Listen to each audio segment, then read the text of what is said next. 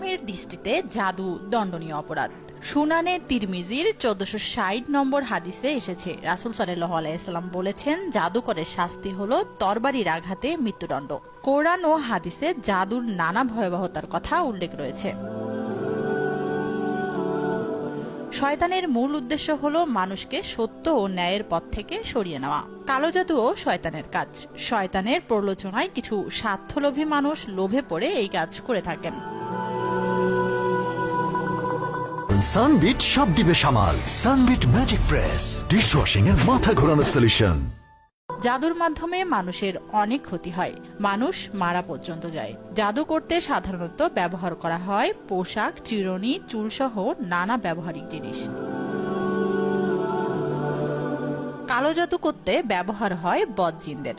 আর জিন কখনো মানুষের অধীনে কাজ করে না। জাদু হচ্ছে পণ্য বিক্রির মতো। এক্ষেত্রে জাদুকর নিজেকে জিনের কাছে সঁপে দেয়, বিনিময়ে জিন সেই ব্যক্তির কাজ করে দেয়। মূলত জিন মানুষের কথায় নয়, মানুষ তার ইশারায় কাজ করে।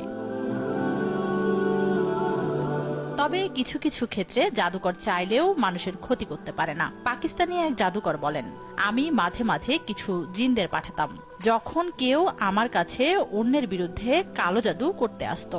জিনদেরকে বিভিন্ন খারাপ কাজের জন্য পাঠানো হতো, কারো বাড়িতে শান্তি নষ্ট করার জন্য, আবার কারো অসুস্থতার সৃষ্টি করা অথবা কারো মস্তিষ্ক এবং মেজাজ খিটখিটে করার জন্য। মাঝে মাঝে কারো উপর জিন চালনা করা হলে কখনো কখনো জিনরা ফিরে এসে আমাকে বলতো তারা কাউকে সেখানে দেখতে পায়নি। আবার কখনো কখনো তারা বলতো যে তারা শুধু তাদের কণ্ঠস্বর শুনতে পাচ্ছে, কিন্তু তবুও কাউকে দেখতে পাচ্ছে না। তখন আমি সবচাইতে শক্তিশালী ও ভয়ঙ্কর জিন ইফরিতদের পাঠাই, কিন্তু তারাও একই অজুহাত দিয়ে ফিরে আসে।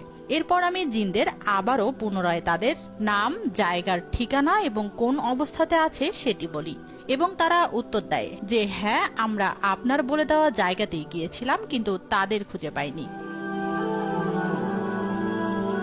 আমি তখন অনুধাবন করতে পেরেছিলাম যে ওইসব লোকদের সুরক্ষা স্তর, তাদের চারপাশের সুরক্ষা বেষ্টনী বেশ মজবুত, যাদেরকে ইফতির পর্যন্ত খুঁজে পায় না।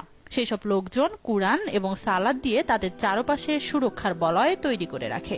কিন্তু যখন তারা মাঝে মাঝে তাদের সালাত বাদ দেয়, জিনরা তাদের দেখতে না পেলেও শুধু তাদের কণ্ঠস্বর শুনত নির্দিষ্ট একটি দূরত্ব থেকে।